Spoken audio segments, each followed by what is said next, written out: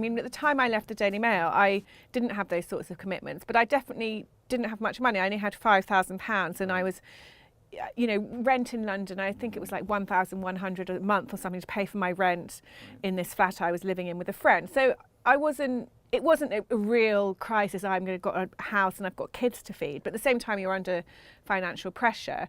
Yeah. So I remember it was a really scary decision and feeling absolutely terrified about whether it was going to work out or not. And then your mind goes to the worst case scenario. What if it doesn't work out? And, this is going to be a disaster. And then I'm just going to run out of money and I'm going to be homeless and I'm living on the streets. And you go through this catastrophic thinking. Yeah. So I would say if you've got real financial commitments, you'd have to try and start something on the side. Yeah, that's right. Test it as a prototype and then go from there.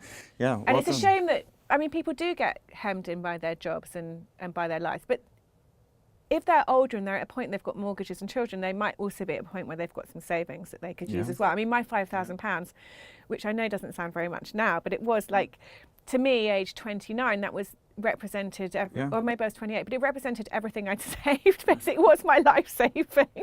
Yeah. And I felt like I was quite rich with £5,000. That's right.